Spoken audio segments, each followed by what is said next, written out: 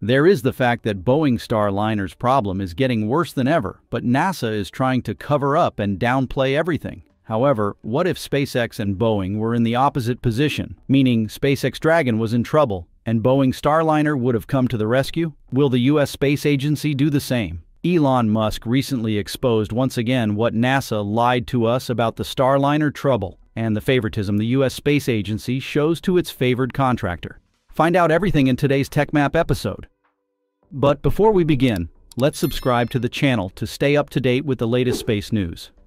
NASA has grabbed the headlines for a while due to its poor management capability under its Commercial Crew program, given that they have let an incompetent contractor, Boeing, milk the budget drain, and even now its Starliner spacecraft has been stuck indefinitely in space. Meanwhile, a much more competent supplier, SpaceX, got the unfair at the beginning, but then its Dragon spacecraft reached the monopoly in ferrying NASA astronauts to the ISS. NASA has now come up with the idea of ordering a rescue mission aboard Dragon to bring Butch and Suni, two NASA astronauts carried by Boeing Starliner in June. During the crewed test flight, the Starliner and its crew were originally scheduled to stay on the ISS for only 8 days, but technical problems including helium leaks and thruster problems have now extended the stay to more than 2 months. Worse still, a newly discovered glitch involving the undocking software added fuel to the fire, given that Starliner cannot undock autonomously without the crew's coordination. Therefore, if NASA wants to let Starliner return to Earth without a crew, there is a very high chance that the ship will lose control and collide with the ISS. Additionally, if ordering a rescue mission on SpaceX Dragon, the astronauts have to wait until February 2025. Clearly, staying so long in space is actually not good for their health. However, it is definitely not safe to let the Starliner carry people. While NASA officials and their decision-maker, Bill Nelson, are having a headache weighing the possibilities. Recently, there has been an interesting topic spreading on social media saying, if the companies involved were in the reverse position, SpaceX in trouble with Boeing coming to the rescue, this would be the leading news story every day. This topic immediately caught Elon Musk's attention, and he replied, "True," as a way of showing his agreement. This makes sense. If roles were reversed, it would be a global tragedy because Dragon in particular and SpaceX in general have an extremely large impact on the aerospace industry. Elon Musk's SpaceX is well known for its strict standards of safety and quality. More importantly, it plays an important role in the development of commercial space travel. Any scandal related to the safety of SpaceX's vehicles will seriously erode the belief of SpaceX's partners, such as NASA, and even the public. Boeing and its supporters will loudly criticize Elon Musk and his dream of Mars colonization. They will use this as an excuse to stop the commercialization of space and try to take rocketry back to the 20th century when the old farts were at the top of the game. This would be a significant setback for the United States' position in the space race, especially as our biggest competitor, China, gradually moves forward. On the bright side, though, assuming Dragon had trouble like Boeing, I bet the astronauts in this case would have been treated better, meaning they would have been able to return home to their families sooner. NASA was trying to protect its most favored contractor, Boeing, so it kept quiet about the Starliner's troubles for a long time and kept astronauts in space longer. The cover-up and tolerance of the agency affect the whole ISS. If it were SpaceX, NASA would have been transparent from the start, and they and SpaceX would have quickly come up with a solution, thus reducing the damage significantly. This is truly a big difference between a competent company that prioritizes quality and safety and one that focuses solely on profits. It could be argued that the U.S. Space Agency's favoritism towards Boeing was the main culprit behind SpaceX's injustice in the early days of NASA's Commercial Crew program. NASA's administrator, Bill Nelson, said, "When there was the beginning of the space cargo and crew programs, the two serious bidders were SpaceX and Boeing, and everybody poo-pooed SpaceX and said, oh, Boeing is a legacy company." In an article for Forbes in 2011, aerospace and defense writer Lauren Thompson voiced concerns about NASA becoming overly dependent on the still young SpaceX, and also wrote that Musk's enthusiasm is infectious and inspiring. But SpaceX's performance to date doesn't measure up to the rhetoric. There was also doubt within NASA. Former NASA astronaut turned SpaceX engineer Garrett Reisman in 2020 said that there was a perception of SpaceX along the lines of, "They're cowboys, they're dangerous, they're going to kill somebody." It was no coincidence that Boeing enjoyed an unfair advantage at that time. Boeing was once a company of engineers, by engineers, for engineers. We see its heritage in space back to the earliest days of the U.S. venturing into space. Its fingerprints appear on major aspects of Apollo and the International Space Station, for example. The company's large influence in the aerospace industry makes it easy for Boeing to win important NASA contracts. But now it has become a corporation of speculators, by speculators, for speculators. Thanks to the merger with McDonnell Douglas nearly 30 years ago, Boeing's leadership has transformed from high-quality and loyal engineers to finance guys, and even the current Boeing CEO, Dave Calhoun, has a degree in accounting. McDonnell Douglas management proudly proclaimed they transformed a mere engineering firm into a viable Fortune 500 corporation. What we see today is the result of this transformation. Elon Musk has accused Boeing of securing government contracts due to its armies of lobbyists, implying that Boeing relies on political influence rather than technical merits. He also explained why Boeing ended up so badly. The CEO of an aircraft company should know how to design aircraft, not spreadsheets. Of course, it's not the first time he mentioned to cause of the failure of a Titan. On May 7th, after Boeing's first launch attempt was canceled, Elon chided Boeing on X for employing too many non-technical managers. A technical manager generally oversees the development, implementation, and maintenance of technological company systems and processes, including troubleshooting any potential issues. Non-technical managers, on the other hand, tend to be focused on broader aspects of a company like strategic planning, communication, and decision-making. In addition, in 2022, Musk opined about non-technical managers. "I strongly believe that all managers in a technical area must be technically excellent. Managers in software must write great software, or it's like being a cavalry captain who can't ride a horse." Elon Musk has applied this principle in building SpaceX's foundation. Everything started from him. When the rocket concept started to grow in his mind, he learned a lot about the fundamentals of rocket design and astrodynamics from reading books. The strong background in physics and engineering benefited him a lot to understand the principles of rocketry. Through the interview between Elon Musk and the YouTuber Everyday Astronaut, his knowledge of Starship and spaceflight has incredibly impressed the viewers. In hindsight, who's saying we don't know what we're doing? And what have they done? Oh, exactly. That's it's easy to be an armchair rocket engineer. Exactly. SpaceX's board of directors, although come from many different fields, also have working experience with Tesla Motors, PayPal, computer services company Netscape, and Impulse Space Propulsion. Elon Musk, while working with them, also learned a lot to perfect his knowledge. This is the core weapon driving SpaceX to become dominant in spaceflight currently. Despite surpassing Boeing and becoming the leading company in the space industry, SpaceX has sometimes fallen victim to the failures of its competitors. The most notable case is the delayed return of the Starliner due to a software issue that directly impacted the schedule of the Dragon Crew 9 spacecraft. More notably, with the recent move by Boeing's subsidiary, ULA, some suspect that Boeing is playing tricks on its rival. On July 10th, while Starliner was stuck in space, ULA challenged SpaceX's effort to launch the Starship rocket in Florida. Indeed, they submitted a 22-page document to the FAA, accusing SpaceX of producing their own environmental impact statement for their extravagantly named Starbase at Boca Chica in Texas, from where they have been testing Starship so far. This follows Blue Origin's 3-page letter to the FAA, in which they ask for a cap to be put into place on the number of launches and landings, reducing the 44 planned launches to an unspecified amount that has a minimal impact on the local environment, locally operating personnel, and the local community. ULA's opposition to SpaceX is also evident in the company's upcoming merger with Blue Origin, Space's arch-rival. On July 16th, NASA and Boeing popped the champagne for the rollout of NASA's Space Launch System, SLS, Artemis II booster of the space agency's McCood Assembly Facility in New Orleans.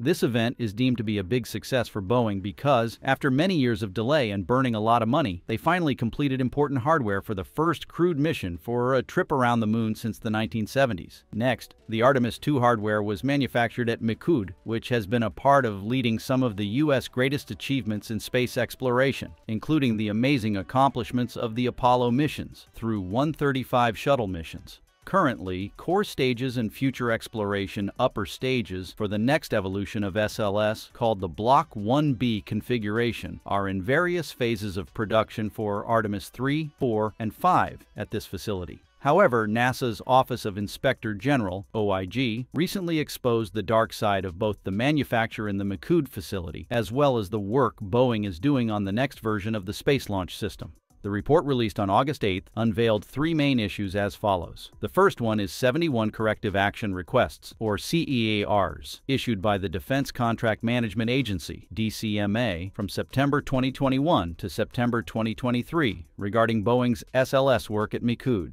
That number of CARs, the DCMA said, is unusually high for a spaceflight program at this stage in development. Of the 71, there are 24 being more serious Level 2 CARs. According to DCMA officials, Boeing's process for addressing contractual non-compliance has been ineffective, and the company has generally been non-responsive in taking corrective actions when the same quality control issues reoccur, the OIG report states. Secondly, there are welding issues on a liquid oxygen tank section intended for the Artemis 3 mission were caused by Boeing's inexperienced technicians and inadequate work order planning and supervision. Thirdly, Boeing is using an Earned Value Management System, EVMs, that has been disapproved for use by the Defense Department since 2020 due to deficiencies, preventing the company from producing a realistic baseline delivery date for the Exploration Upper Stage, EUS. The report links these quality problems to a lack of a trained and experienced workforce at Boeing. The human is also attributed to one of the reasons for the extremely high cost for EUS. NASA projects EUS spending will decrease as workers are moved off the project. We project Block 1B annual costs will remain at 2023 levels through at least 2026, before tapering off in the out years. The new Exploration Upper Stage is one of two major upgrades that distinguish the SLS Block 1B crew from its predecessor, but it's too expensive, as it accounts for more than half of the $5.7 billion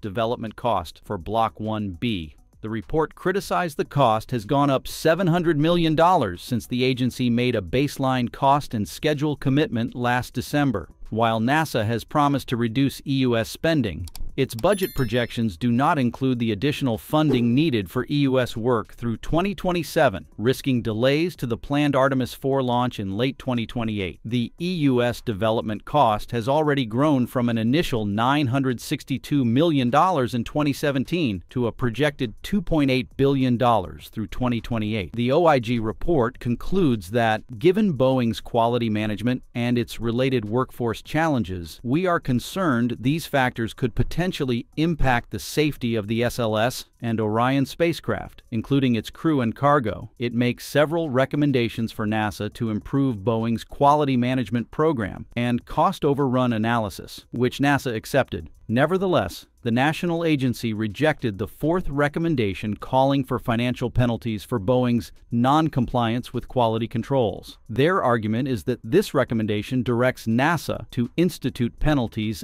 outside the bounds of the contract. Instituting financial penalties outside the bounds of the contract subverts the control process of the contract, they said. So how about you? Given Boeing's failures in the SLS project, do you agree that they deserve financial penalties? Show your agreement by commenting "Dump Boeing" in the comments section below. Honestly, it seems like NASA will protect its favorite contractor, Boeing, at all costs. Keep in mind that in the past, they have repeatedly been too hands-off in watching its troubled supplier. In 2019, NASA required the company to accomplish Artemis 3's core stage in 2024, but until now, they just have done the part for Artemis 2. The core stage is the first newly developed stage of the SLS and began to be produced in 2014 under multi-billion-dollar cost-plus contracts. A cost-plus contract is a type of contract where a contractor is paid for all allowed expenses, plus a fee, often 10% due to technical challenges all but certain to arise. The disadvantage of this type of contract is not to encourage a company to move quickly on a program, especially as businesses seek to maximize profits. This is because the longer a contract goes, the more money it costs, and the greater fees it generates. For that reason, it would not be unfathomable if the contractors deliberately extended their production time. Since 2014, Boeing has begun to experience a number of issues in establishing SLS production that caused significant delays to schedule. A number of fuel tubes that had been contaminated before delivery by the supplier resulted in the decision to re-inspect all engine section tubing, which caused a delay of several months. The Vertical Assembly Center, a critical tool in the manufacture of the core stage's propellant tanks, was initially improperly installed, such that the tool was not able to properly lift stage components into position. When the defect was discovered in September 2014, it became necessary to completely rebuild the vac. Later, welding issues encountered throughout 2016 would then cause more issues. Further delays resulted in February 2017 from a tornado strike at the Michoud assembly facility, which damaged buildings and delayed production of the first core stage. Even its test phase, which kicked off at the beginning of 2020, also didn't happen smoothly when facing long-term delays in response to the spread of COVID-19, and then technical problems on both the hardware and infrastructure.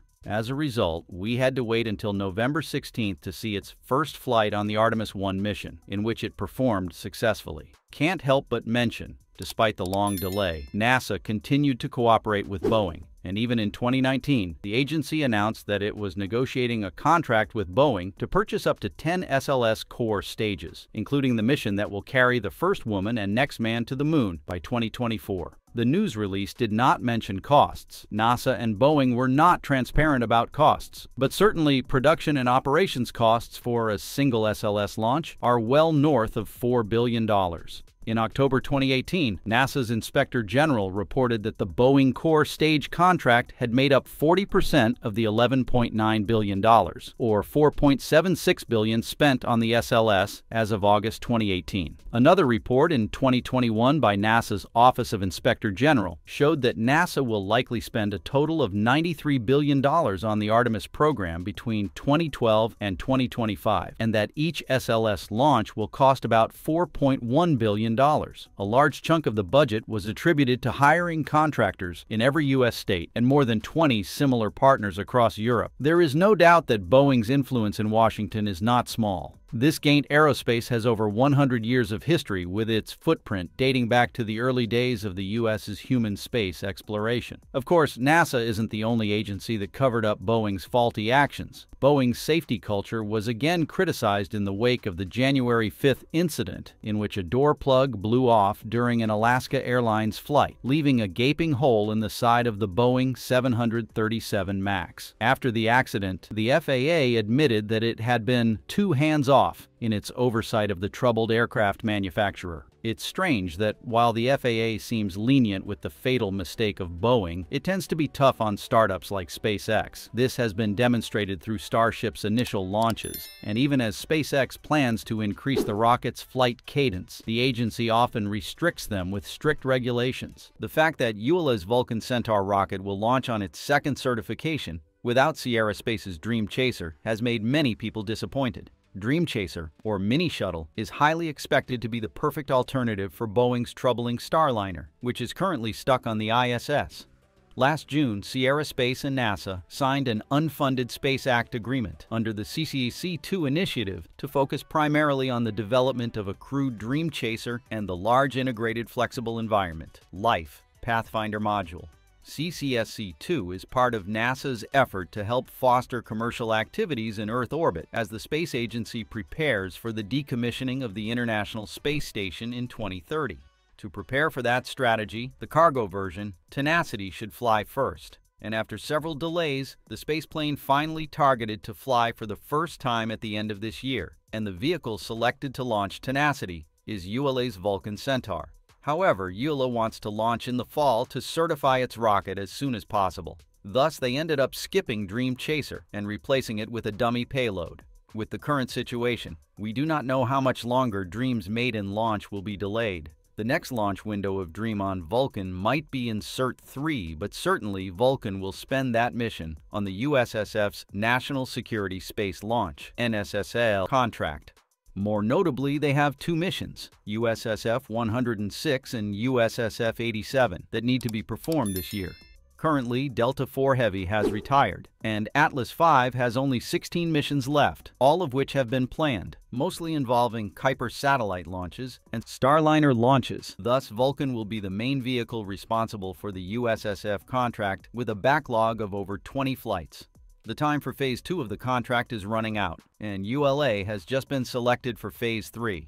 All of this reduces the opportunity for Dream Chaser to launch on Vulcan, potentially being delayed indefinitely if any issues arise. Not by chance, ULA decided to skip this customer and prioritize the other.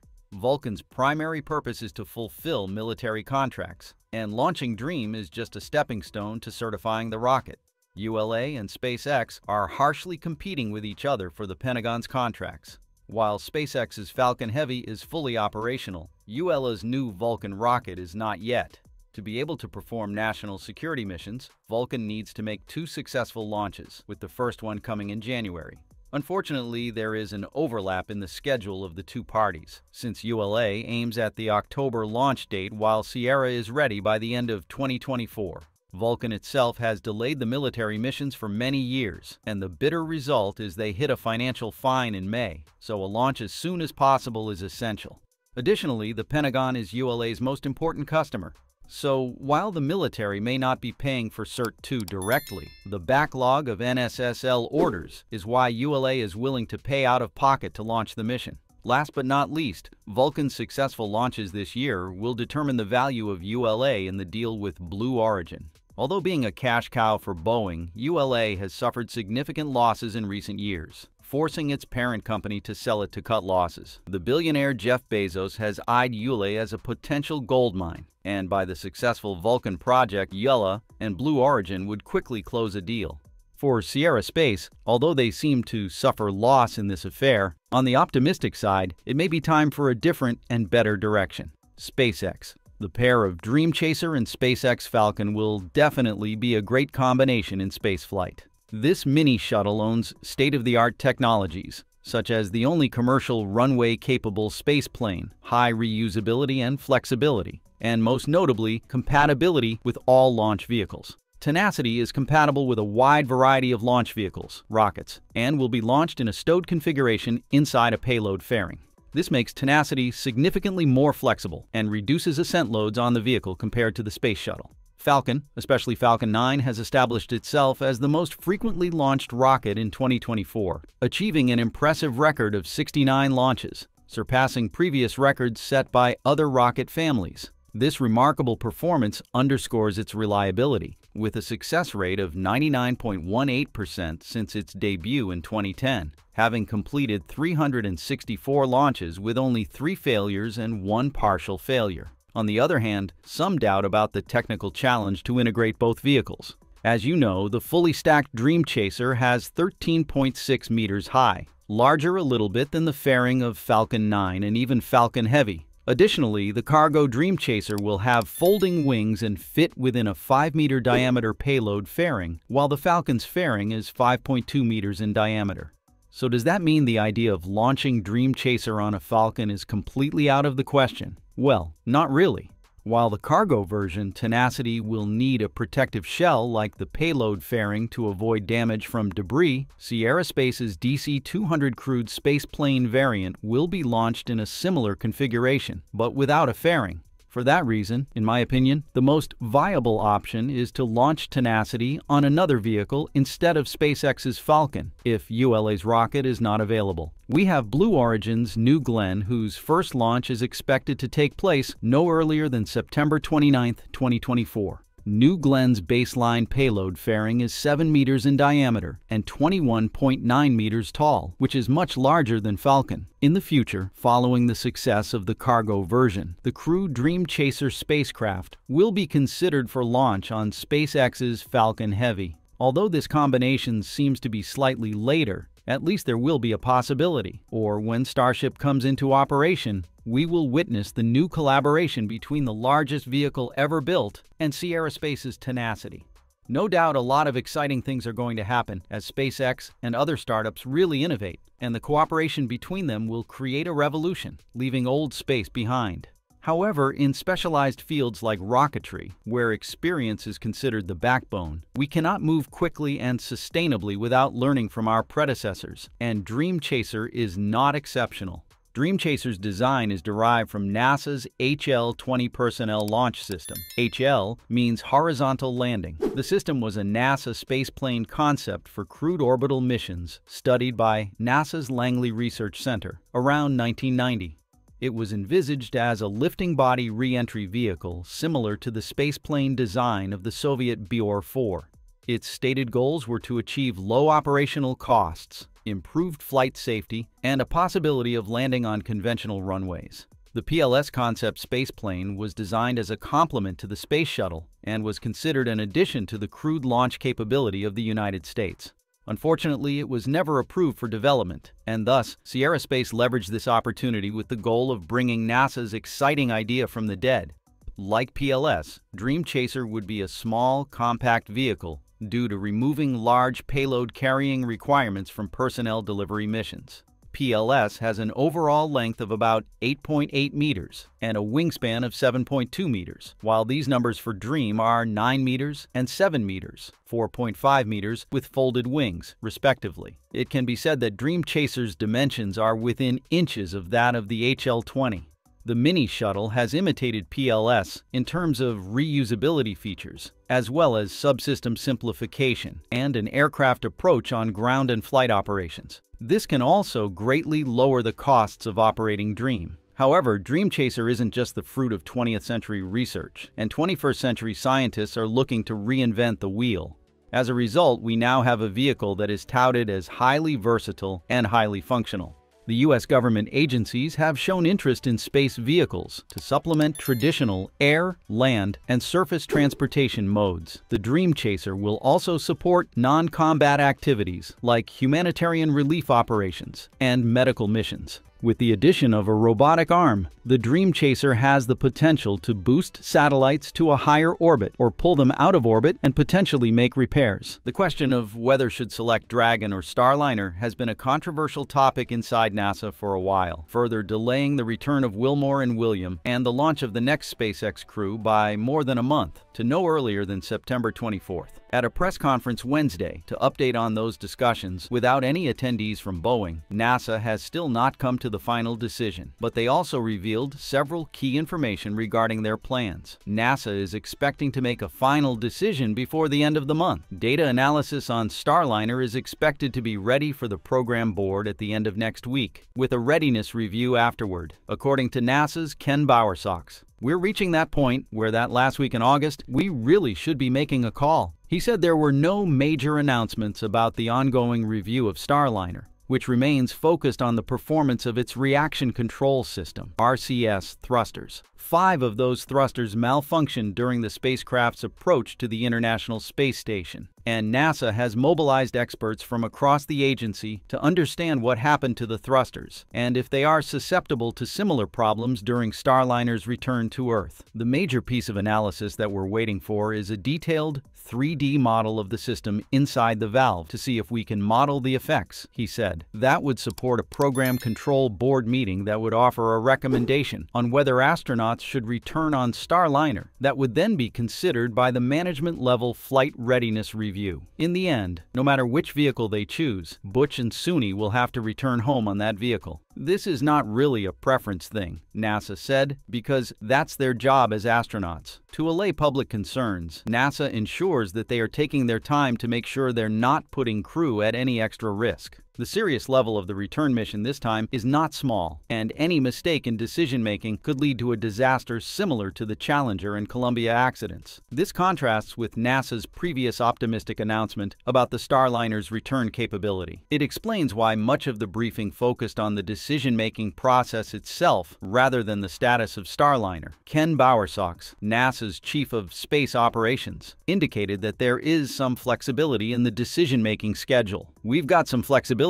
there," he said. "We need to maintain that flexibility so that we make sure that we're ready for the meeting before we have it. That schedule flexibility, though, has its limits. Thus, it is becoming increasingly urgent to reach a conclusion. We can juggle to make things work if we need to extend, but it's getting a lot harder," he said, citing the use of consumables by the crew and the need to free up the docking port Starliner is at. Despite the emergency of the situation, so far, there is still no consensus among engineers about the acceptability of the risks associated with returning Williams and Wilmore on Starliner. During recent Program Control Board meetings, opinions varied widely. Some engineers felt confident about the data supporting a safe return, while others expressed significant concerns. There were some folks who said, "Hey, if we can get this data, we could get to yes." There were some who said, "Hey, we think we're at a no." And then there were some that were at a yes. Bowersox added, "The board has yet to make a recommendation, and thus there are no formal dissenting opinions." Russ DeLoach, chief of NASA's Office of Safety and Mission Assurance, said the main conclusion he took from the earlier meeting was that they needed more data to make an informed decision. "It really was, do you feel like you have all the data you would need now to make a good decision?" he recalled. "To me, most people were at, no, we need a little more work." The decision-making process is informed by lessons learned from past tragedies, such as the Challenger and Columbia disasters. NASA has implemented a governance structure that encourages diverse inputs and addresses concerns about organizational silence, ensuring that dissenting opinions are heard. When talking about the future of Starliner, NASA said that they would analyze the data and would drive their next decisions, whether to continue using Starliner in an operational state or not, with that data. The latest schedule is later than what the agency offered previously. It was by mid-August, suggesting that the decision could come late this week. And given Starliner's fatal issues and NASA's strong statements about their priority on astronaut safety, the score is leaning towards Dragon. If the U.S. Space Agency goes this way, making a decision early will allow time for SpaceX to reconfigure the internal cabin of the Dragon spacecraft for 2 astronauts rather than the normal complement of 4 crew members. Both NASA and Boeing must race against time to update the Starliner's software to enable an unpiloted undocking and re-entry. The empty Calypso must undock from the station before the launch of Crew 9 next month. After launching and docking with the ISS, Crew 9 Dragon will return to Earth, be upgraded, and return to the space station once more to bring the astronauts home. Despite a litany of issues for the Starliner, which has plagued the capsule almost since inception, Boeing has repeatedly said they have full confidence in the vessel. However, Dr. Simeon Barber, a space scientist at Open University, said he believes there is very little information that could convince those at NASA who are concerned about a safe return aboard the troubled Starliner. It seems that there are decision-makers at NASA who are unconvinced that a safe return can be guaranteed, which is why they have brought in experts to look through the data to try and diagnose the fault in a small component in a complex propulsion system that is in space. It is hard to see how that will be possible, so it feels to me that we are heading inexorably towards a return on SpaceX's Dragon spacecraft. At the time I made this report, it has been more than 2 months since Butch and Suni were aboard Calypso on a journey to the ISS, which is originally planned for 1 week. The glitches related to the thruster system have significantly extended its time in space, and NASA officials who approved the launch of the troubled Starliner now is facing the mess they caused. While they always have a very credible option, which is to order a rescue mission on SpaceX Dragon, in reality, the accompanying problems make them hesitate. If the duo of astronauts returns home on a different spacecraft, they have to wait until February 2025, whereas Dragon Crew 9 is modified to accommodate the 2 astronauts alongside the Crew 9 team. NASA is now making progress on a plan with SpaceX to return Wilmore and Williams on Dragon. In this case, Starliner will come back sooner without crew, but its undocking software requires the coordination of the onboard crew to work smoothly unless we want to see the vehicle spin out of control and collide with the ISS. Additionally, if Starliner can't complete its round-trip flight, debate within NASA will burst out about whether to require Boeing to complete yet another Starliner test flight before clearing the spacecraft for operational missions, as NASA cleared SpaceX to do in 2020. It's so weird why the U.S. Space Agency is determined to maintain its contract with Boeing despite the serious scandals of the planmaker and the public outrage. Perhaps they want to reduce their reliance on SpaceX Dragon and wait until Sierra Space's Dream Chaser is actually ready, or they might protect the giant Boeing. Ken Bowersox, Associate Administrator of NASA's Space Operations Mission Directorate, highlighted, "Our intent is to keep pressing to have 2 providers. Boeing has always been confident in the acceptable safety of its spacecraft when it comes to bringing humans home. Of course, NASA would also prefer to prioritize the Starliner as the first choice. But ironically, to this day, they still don't fully understand why the thrusters failed when Calypso approached the ISS for docking in June." No more speculation. NASA officials said that the 2 astronauts delivered to the ISS in June by Boeing could return on SpaceX's Crew Dragon in February 2025 if Starliner is still deemed unsafe to return to Earth. The U.S. Space Agency has been discussing potential plans with SpaceX to leave 2 seats empty on the Crew 9 Dragon for Butch and Suni. According to the media teleconference on Wednesday, August 7th, SpaceX suits for 2 astronauts are ready, and SpaceX seats for them are also ready. They have another contingency to allow 3 crew members on the Crew 8 cargo pallet if they need to undock Starliner autonomously prior to the arrival of Crew 9, which would leave Butch and Suni without their spacecraft accessible as a safe haven. Of course, all of them are just options, and no final decision has been made. The astronauts' test mission on the 5th of June, initially expected to last about 8 days on the station, has been drawn out by issues on Starliner's propulsion system that have increasingly called into question the spacecraft's ability to safely return them to Earth as planned. Meanwhile, NASA officials continuously sought to downplay Starliner's issues to avoid fueling more sensationalist coverage and to protect Boeing. Ironically, the problems are getting worse, and any hint of frustration from the space agency could erode public trust in its already troubled contractor. Shortly after Starliner Calypso docked at the station, the mission was extended from the initial plan of June 14th to June 18th, as mission analysts examined both issues that could affect its return and ISS scheduling matters such as spacewalks by other astronauts aboard the station. Calypso's return was then moved again to June 22nd to perform a hot fire test on 7 aft thrusters, as well as additional testing and checkouts. However, neither the June 22nd date nor a new date of June 26th was held due to the need for more data review of Starliner's propulsion system, as well as to deconflict the Starliner undocking from planned spacewalks. The mission continued to be extended to July, then mid-August, and the late news openly spoke about the potential options, including keeping Suni and Butch on the ISS until February 2025 if they return on Dragon's Crew 9. So the question is, if Starliner is not safe enough to bring astronauts back, will NASA cancel its commercial crew program contract with its supplier, Boeing?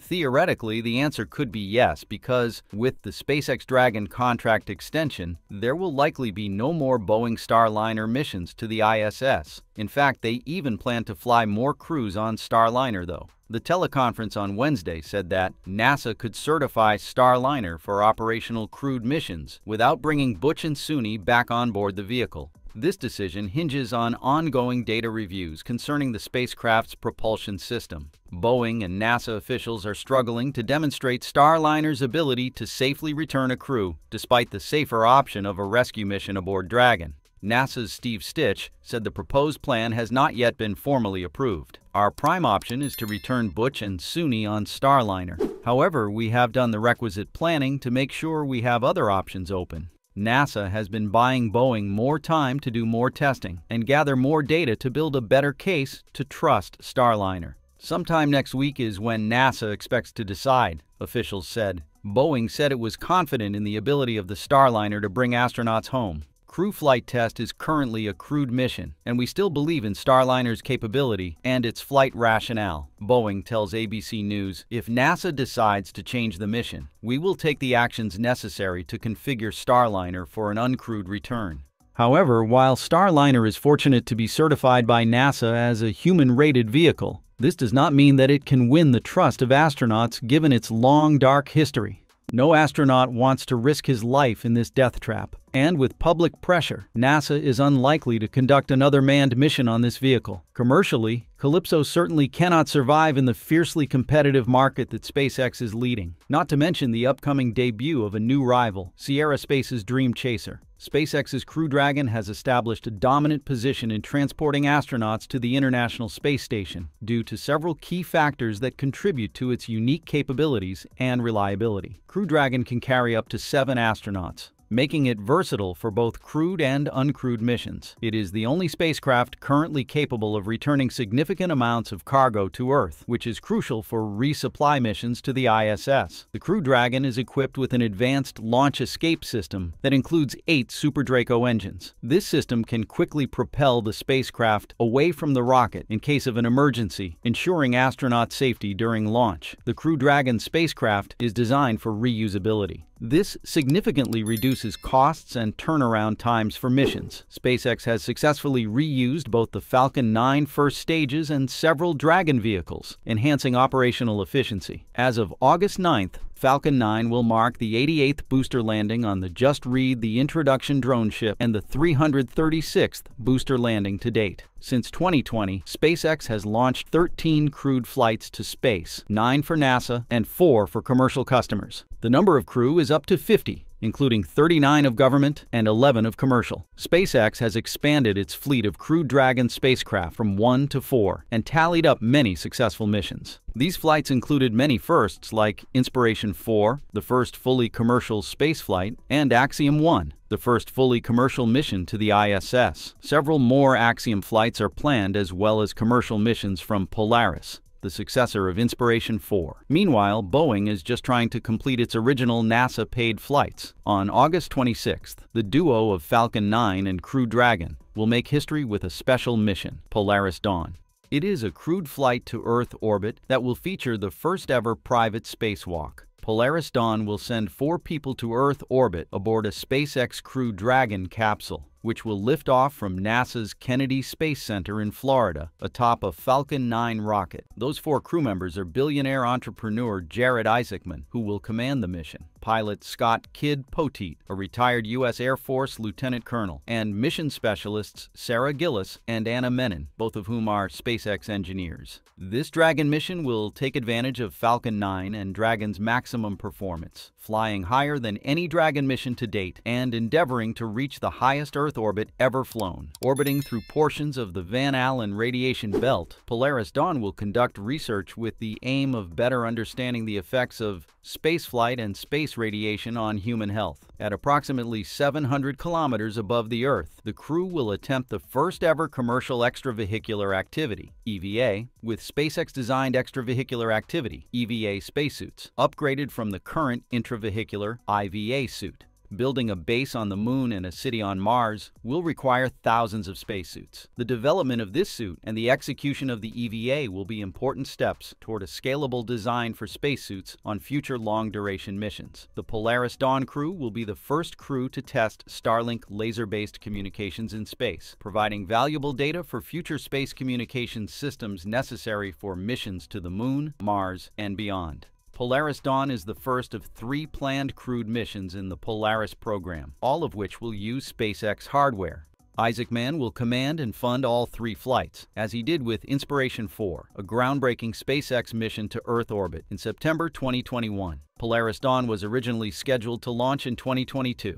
The target date has been pushed back multiple times, due in part to the ambitious mission's pioneering complexity. The atmosphere at NASA is now more heated than ever due to internal discussions about which vehicle will bring Butch and Suni back to Earth. On June 5th, Boeing Starliner spacecraft carried NASA astronauts Butch Wilmore and Suni Williams to the International Space Station on a shakeout cruise called Crew Flight Test. As the first crew mission of the capsule, the mission was meant to last 8 days, ending with a landing in the American Southwest on the 14th of June. But till now, Starliner has been docked to the ISS for 63 of the maximum 90 days it can stay, and it is parked at the same port that Crew Dragon will have to use to deliver the upcoming astronaut crew. This leads to the delay of the upcoming Crew 9 mission on SpaceX Crew Dragon to September 24th, to allow for mission managers to finalize return planning for the agency's Boeing Crew Flight Test. There are 3 main culprits delaying Starliner's return. The first one is several helium leaks which are used to pressurize Starliner's thrusters, and one of which is found before launch. The next one is thruster failures during Starliner's initial approach to the ISS. Thanks to a testing campaign, NASA might find the root cause for these issues. Poppet,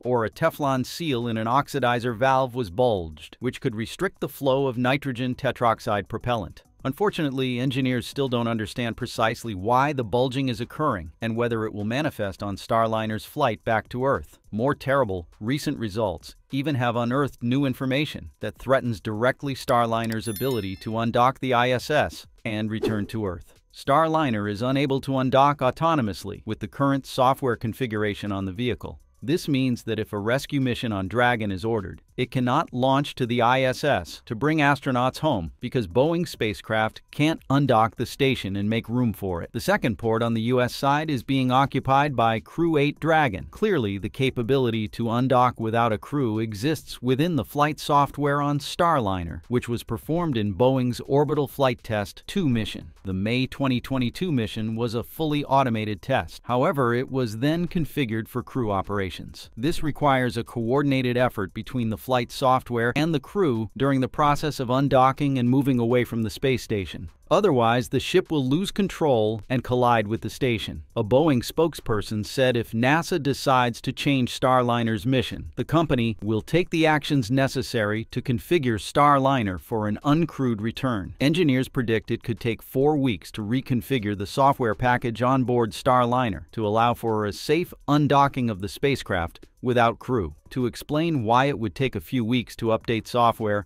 NASA's Steve Stitch said, "Essentially, what we're asking the team is to go back 2 years in time and resurrect the software parameters that are required to give automatic responses to breakouts near the ISS should we have a problem close to ISS, which the software now allows them to do manually," he said. The team is always updating these mission data loads as different things change. Additionally, no work has been done on the autonomous software package since the flight in 2022.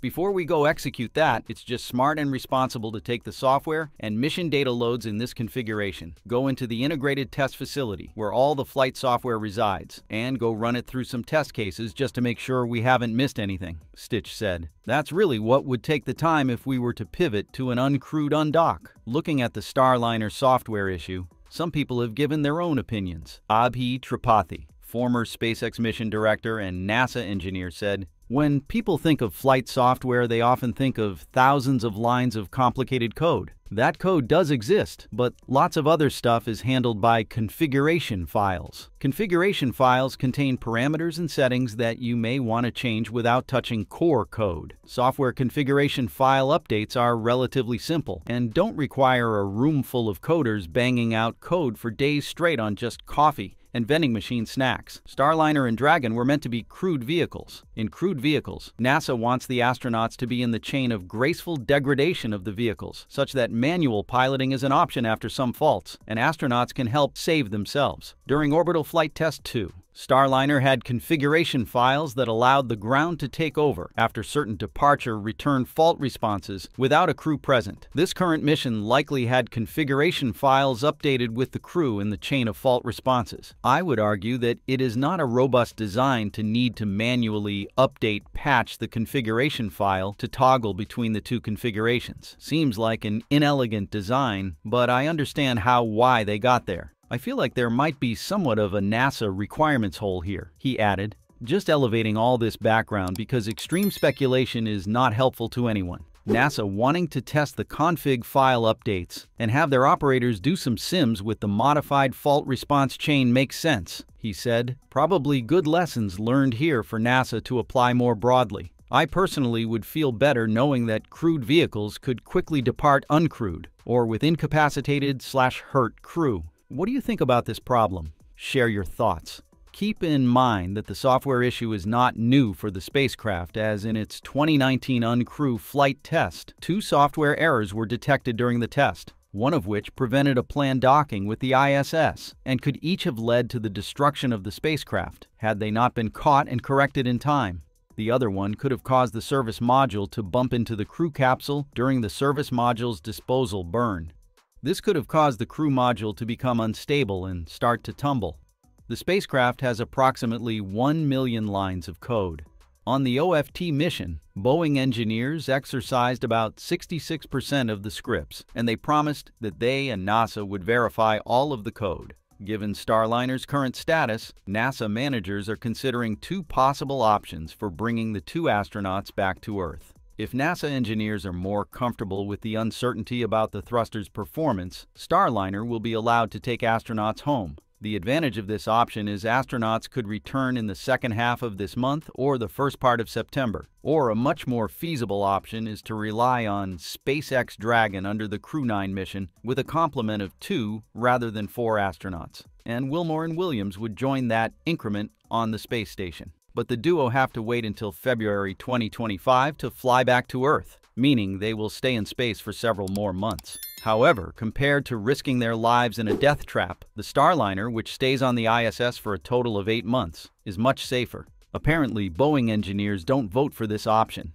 Using a SpaceX craft to return astronauts that Boeing had planned to bring back on Starliner would mark the biggest setback to date for Boeing's space program, as the century-old company continues to reel from the safety crisis affecting its commercial planes. Boeing engineers are in favor of flying Starliner as is, knowing enough about the issue to ensure that problems won't occur during the vehicle's return to Earth. Of course, there was no agreement from NASA that this so-called flight rationale was enough to fly crew on the vehicle. While no decision has been made on using Starliner or Crew Dragon, NASA has been buying Boeing more time to do more testing and gather more data to build a better case to trust Starliner.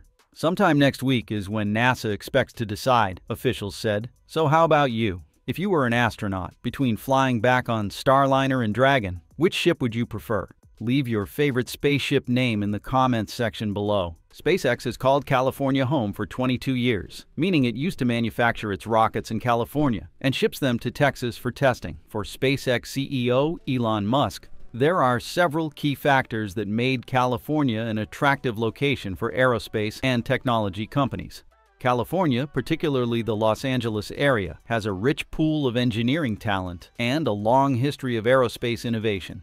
The state is home to numerous universities and research institutions that produce skilled graduates in engineering and related fields. This dates back to World War II, when the aviation industry came to Los Angeles County and radically changed that town. The major parts of the space shuttle, to name several other pieces of equipment, came from this area. It should also be pointed out that the building, originally built by Northrop Corporation to build Boeing 747 fuselages, houses SpaceX's office space, mission control, and Falcon 9 manufacturing facilities. In SpaceX's wild days, Elon Musk reached out to the hobby rocket groups of Southern California, and it was far easier to recruit them where they were at. This place also allows SpaceX to access funding and investment. The state's vibrant venture capital scene has historically provided significant funding opportunities for startups and tech companies, facilitating growth and development. Furthermore, at the time of SpaceX's founding in 2002, California's regulatory environment was relatively supportive of aerospace ventures, with various state programs aimed at promoting technology and innovation. Last but not least, its culture of entrepreneurship and innovation aligns well with the goals of a company like SpaceX, which aims to revolutionize space travel and make it more accessible. It can be said that California is where Elon Musk laid the first solid foundations for his rocket company. However, it doesn't mean there is no dark side, and this drives Musk to change his mind.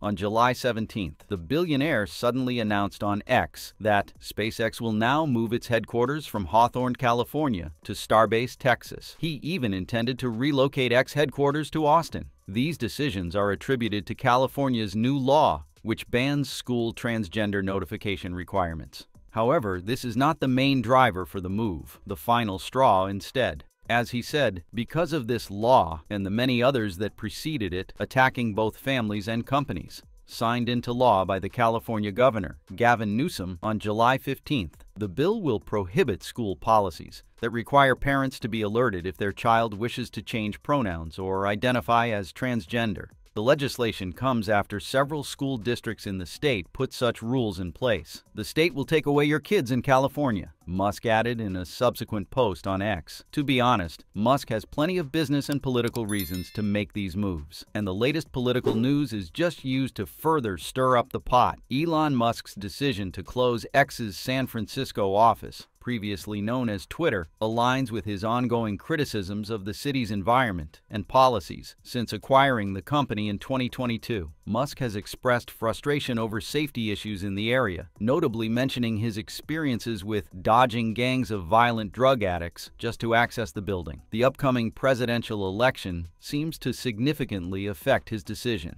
Elon Musk has previously said he plans to commit around $45 million a month to a new super political action committee backing former President Donald Trump's presidential run. It's definitely got some markers of a political lens to it, irrespective of whatever its economic benefits, said Eric Talley, co-director of Columbia Law School's Milstein Center for Global Markets and Corporate Owners. Talley also said Musk's companies will likely still have a large economic footprint in California. One reason companies find it so hard to leave California is there is a big network of tech workers. That is a hard thing to start from scratch. Moving the headquarters is one step to demonstrate this shift, since Texas often supports the Republican Party, while California typically backs the Democratic Party. Given Musk's move, California Democrat Governor Gavin Newsom fired back at Musk, tweeting that he bent the knee to Trump. But Musk's followers and fans just used the opportunity to criticize the current state of California, its homelessness problem, and what they see as lax laws. In addition to political reasons, Texas is also an attractive destination for SpaceX. Texas is known for its favorable regulatory environment and lower taxes, which can reduce operational costs for SpaceX.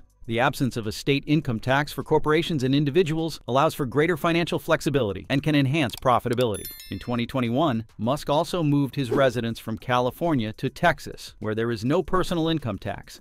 That same year, Tesla, another of Musk's companies, moved its headquarters from California to Austin, Texas. Although the California facility remains its engineering hub, Texas also has a diverse and growing workforce with access to top talent in engineering and technology. This is crucial for a company like SpaceX, which relies heavily on skilled labor for its ambitious aerospace projects. More notably, Texas offers a more relaxed regulatory framework compared to California, allowing SpaceX greater operational freedom to pursue its ambitious goals in space exploration without the constraints of stringent regulations. Most importantly, when running a rocket company, can't help but mention the strategic location. The proximity to the Mexico border and the Gulf of Mexico provides strategic advantages for launch operations and international collaboration, supporting SpaceX's mission to expand its reach in space exploration. SpaceX's relocation not only benefits the company itself, but is also set to bring significant economic benefits to Texas. The move is anticipated to create a significant number of jobs, both directly within SpaceX and indirectly through the supply chain. This influx of employment is likely to stimulate local businesses and boost the regional economy, particularly in areas like Brownsville and Austin. SpaceX reportedly indirectly employed over 21,400 people in addition to its full-time staff and contractors of 3,400 plus people, according to statistics. The move is likely to spur infrastructure improvements in the region, including transportation, housing, and public services, which will benefit both SpaceX employees and the local community. SpaceX has made Cameron County the only county in the United States to have 6 modes of transportation: seaport, air, road, rail, pipelines, and space. Through its numerous rocket launches and testing, over 16,500 official visitors flocked to South Texas for Starship launches in 2023 alone, with surges of tourism, even bringing over 11,000 tourists at one launch. SpaceX has been estimated to have brought nearly $100 million at Starbase. Those numbers even will increase considerably after SpaceX moves its headquarters there.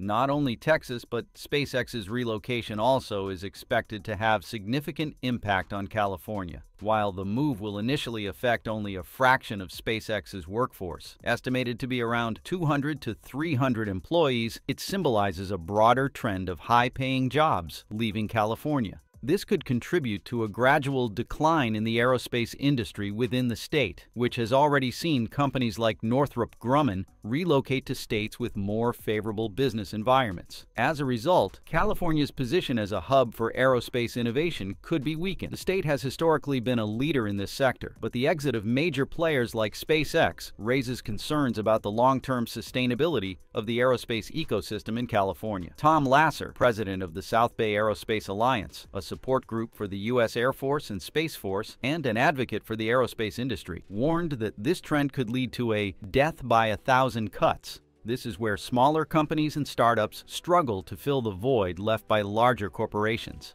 The move may also impact local businesses that rely on SpaceX and its employees. As the company relocates, there could be a decrease in demand for local services, which would further strain the regional economy. However, the relocation also opens opportunities for new and emerging companies in California's aerospace sector.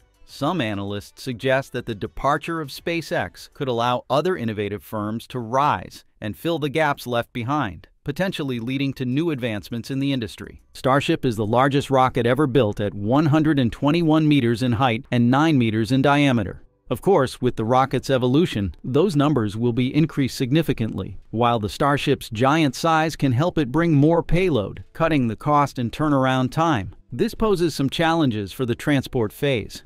The transportation of such large components requires careful planning and coordination, especially considering the potential for weather disruptions or other logistical challenges at the launch site. Since Starship is in its early stages of development, we've only seen SpaceX roll out it to the launch site before launch or test. SpaceX transports the rocket to the launch site using a combination of specialized vehicles and infrastructure designed to handle its massive size and weight. Normally, the Starship and its booster, Super Heavy, are separately transported to the launch pad using a massive transport vehicle known as the Self-Propelled Modular Transporter, SPMT. This vehicle is capable of moving the heavy and oversized components across the launch facility at Starbase in Boca Chica, Texas. Once at the launch pad, the Starship is positioned for integration with ground support equipment. This includes connecting to fuel lines and other necessary systems for pre-launch checks and static fire tests. However, as part of SpaceX's efforts toward Starship reuse, streamlining operations, and preparing for regular rocket launches, they also have to consider how they transport the vehicle after it lands. This is very important as SpaceX plans to increase the frequency of Starship launches and expand the rocket's landing zone. According to the new draft of the Environmental Assessment for SpaceX Starship, Super Heavy released by the FAA, SpaceX proposes to increase Starship Super Heavy landings from up to 10 annual Starship landings and up to 5 annual Super Heavy landings to up to 25 Super Heavy landings and up to 25 Starship landings annually, to keep up with that high landing frequency. In addition to landing at the vertical launch area, meaning the 2 orbital launch towers, the rocket also can land on floating platforms in the ocean. In 2020, the company, via a subsidiary, bought 2 retired deep-water oil rigs to convert them into floating launch and landing platforms for the Starship rocket system. The platforms, stationed in the Gulf of Mexico near Boca Chica, Texas, would have enabled rapid launch cadence and flights from optimal locations. Although the project was temporarily canceled in February 2023 because SpaceX was first focused on gaining flight experience with Starship before pursuing sea-based solutions. In October of the same year, they brought the project back from the dead. It does make clear their intention to have the Mechazilla towers at sea. However, the FAA is concerned that the increase in launch cadence would impact the environment, including air quality. When considering the air quality effect of Starship landings, SpaceX expects residual liquid oxygen and methane to remain on Starship, but both of them are not hazardous air pollutants, and whatever remains in the tanks will be vented. It then says, quote, "After landing and safing, the breakover fixture assembly, controlled supported drop from vertical to horizontal of the Starship, would commence." This essentially implies that after landing, Starship will be turned from vertical to horizontal for transport over water. It would be interesting to see what kind of hardware would be used for such a move. The horizontal transport method is particularly advantageous for moving the Starship over water. This is essential for operations where the vehicle lands offshore, as it allows for safer and more stable transportation to the launch site or recovery area, in scenarios where the Starship needs to be transported from one launch site to another, such as from Starbase to Cape Canaveral. Elon Musk has mentioned that a barge would be employed for this purpose. The Starship would be transported in a horizontal position to accommodate its size and structural integrity during transit. More importantly, this method is very effective for the transport in the long distance. At the end of July, SpaceX was in the headlines since it was in talks with US and Australian officials to land and recover one of its Starship rockets off Australia's coast. This is a possible first step toward a bigger presence for Elon Musk's company in the region, as the two countries bolster security ties. The plan would be to launch Starship from a SpaceX facility in Texas, land it in the sea off Australia's coast, and recover it on Australian territory. However, there are a lot of very strict military-related regulatory hurdlers, and stuff that stops space. Therefore, getting permission to do so would require loosening U.S. export controls on sophisticated space technologies bound for Australia. Towing Starship, after it has landed in the ocean or on a barge, to a nearby port on Australia's western or northern coasts would be ideal, though more specific plans and locations are still being discussed. If the plan succeeds, this could further demonstrate Starship's capability of point-to-point delivery around the world in under 1 hour. This is incredibly amazing. Aside from Starship's transportation mechanism, have you ever wondered how SpaceX transports its other rocket, the Falcon 9, across the country? SpaceX's Falcon 9 rockets are manufactured in Hawthorne, California, and transported to Cape Canaveral, Florida for launches. This journey covers approximately 2,500 miles and involves several logistical steps such as the various components of the Falcon 9, including the first stage, second stage, fairings, and landing gear, are transported separately on large semi-tractor trailer trucks. Each Merlin engine is sent to McGregor, Texas for inspection and static fire testing before being returned to Hawthorne for integration with the first stage. After the engines are attached to the first stage, the fully assembled first stage is transported to Florida atop a specialized 44-wheeled trailer. This trailer is designed to support the weight and dimensions of the rocket. The second stage and landing gear are transported separately via different trucks. SpaceX coordinates the logistics carefully to ensure all components arrive on time and are ready for assembly. Upon arrival in Florida, the second stage and landing gear are attached to the first stage. The assembled rocket is then moved to the launch pad, where it is hoisted into a vertical position for final preparations before launch. This meticulous transportation and assembly process emphasizes SpaceX's commitment to efficiency and safety in preparing their rockets for flight. Because only Falcon 9's second stage is expendable, so after launching, SpaceX tends to recover the remaining components including fairing and the first stage. The fairing halves come down with parachutes. Initially, SpaceX used ships with large nets to catch them before they hit the water. They later determined that they could allow them to land in the water and retrieve them and still get good reusability. For the first stage, SpaceX operates a fleet of ocean-going autonomous spaceport drone ships for Falcon 9 missions that are not capable of landing back at the launch site. Falcon 9 missions may require a drone ship landing instead of a return to the launch site due to the weight of the payload or the overall mission profile. SpaceX has 3 operational drone ships. Just read the instructions and a shortfall of gravitas, operating in the Atlantic for launches from Kennedy Space Center and Cape Canaveral Space Force Station. And, of course I Still Love You, operating in the Pacific for supporting missions from Vandenberg Space Force Base. Just read the instructions operated in the Pacific Ocean for Vandenberg Air Force's base. Launches from 2016 to 2019 before leaving the port of Los Angeles in August 2019. The autonomous spaceport drone ships is a key early component of SpaceX's objective to significantly lower the price of space launch services through full and rapid reusability, part of the multi-year reusable rocket development program engineered by SpaceX. SpaceX offers 3 options, depending on launch requirements: landing on land, landing at sea, or expending the first stage. In order to increase performance and cost, any Falcon flights launched into geostationary orbit or exceeding escape velocity require landing at sea or expending the first stage. Less demanding launches from Florida can return to landing zones 1 and 2 at Cape Canaveral Space Force Station, while less demanding launches from California can return to landing zone 4. Around 3/4 of recovered Falcon boosters land at sea as of 2022. And that just about wraps it up for today's episode. Thank you, and we look forward to seeing you next time.